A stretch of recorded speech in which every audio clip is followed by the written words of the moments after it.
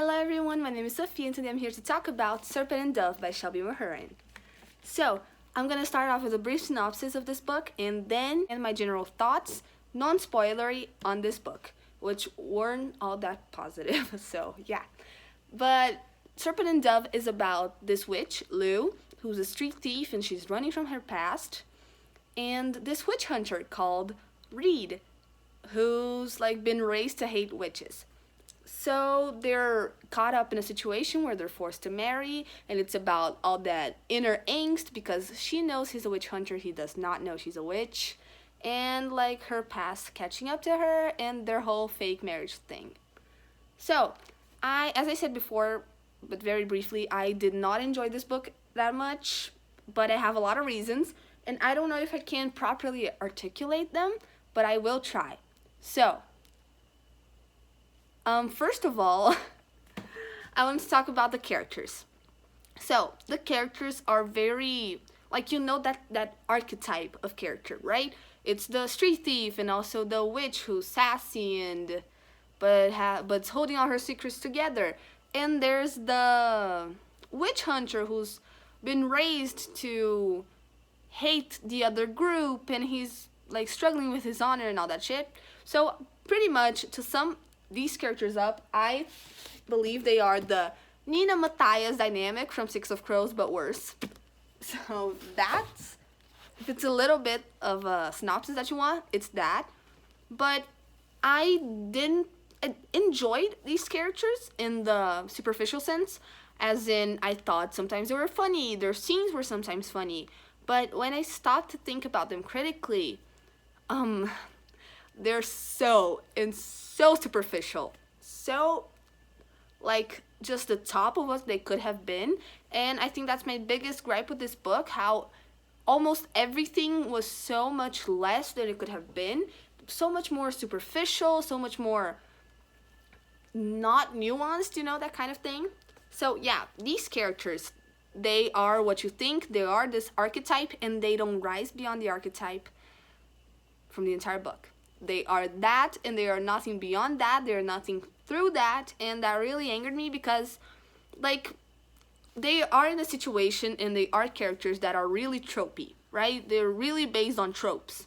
But I thought we could have some, like, interesting depth or nuance within these characters, which we did not have at all.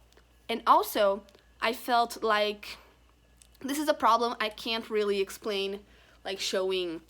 It's a problem I haven't heard anyone else have with this book or the other book that I think of, but it's like I can feel the author's hand throughout the book, like pushing us where we want to go, but it's not in an organic, true way to the story. It's more like, oh, she wanted enemies to lovers with a witch, so she started building it from that. And that's fine. That's completely okay. Many authors do that.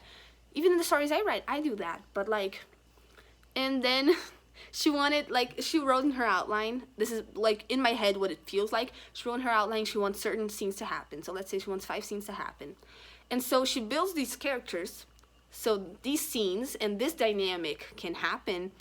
And like, she writes the story, she writes the narrative, but it goes into the scene she wants, and she like kind of ignores the way the characters were feeling in the past chapter and the way they were feeling, how they would act, and she manipulates it to fit the scene she wants to tell. So it doesn't feel organic. It feels like the characters aren't allowed to just be themselves. Like they're being steered towards that scene, that lovey-dovey scene, or that angst scene, or that bed sharing scene, you know, like that kind of stuff.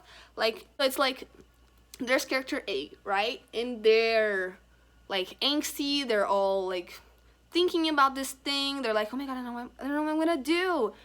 And then it's the next chapter, so it switches perspective. Now we're on to character B, and in this chapter, character A is acting all lovey-dovey or all flirty or all that stuff with character B, but we're not in character A's head, so we don't know what the fuck is going on in their head, and we don't know what made all that change. Why are you acting like that? The answer is to serve the plot. It's pretty much it. So that was a huge issue I had with the characters as well. And yeah, So the plot. The plot.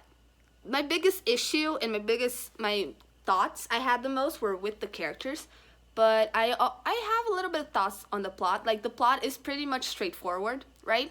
It's like, oh, there's this, it's hate to love, it's forced marriage, it's all that angst. She's a witch. He doesn't know she's a witch. He's a witch hunter. It's all that. But throughout the book, I was hoping we could get some conversations or just inner monologue about the duality of their thing, because, like, Lou knows after she falls in love with Reed, not all witches are bad, because she's a witch and she's not bad, and not all, like, witch hunters are bad too. So she knows that. That's a pretty basic conclusion to make, right? That not all of them are bad, that the world is not black and white. Oh wow. And we get the conclusion, and we get nothing beyond that. We don't get one conversation, one, like, inner monologue. We don't get her thoughts or his thoughts. We don't get anything. That's the big conclusion of the book. The world's not black and white. Witches can be bad and witch hunters can be bad. Witches can be good and witch hunters can be good. Like, what the fuck? I didn't read 500 pages of, like, plot development to get to that fucking conclusion. That was cheap. That was weak. And that bothered me a lot. Like, we could have had, like I said, Nina and Matthias dynamic, but cheaper, because Nina and Matthias really brought out this.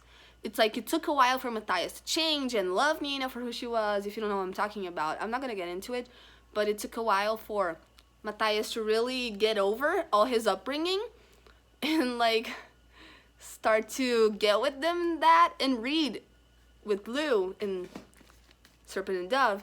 It was just so superficial and so not nuanced, but, like,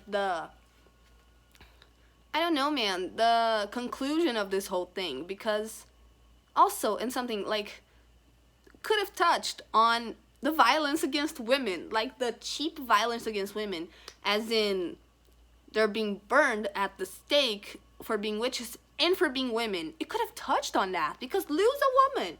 It could have touched on that, like, how dare you murder our mothers and sisters and friends. But no. We're just not gonna mention that.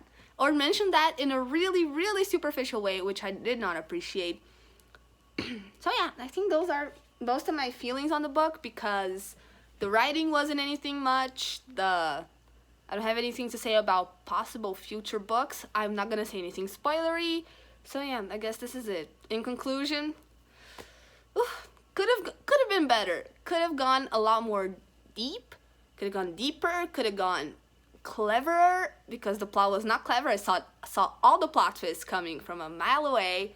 And overall, I just wish, because this is the author's debut book, I just wish she can, like, do better, because I think she has good ideas. She just has to learn how to develop them beyond, like, a paper thin level of deepness. So yeah, this is it. My name is Sophia, and I'll see you next time. Bye!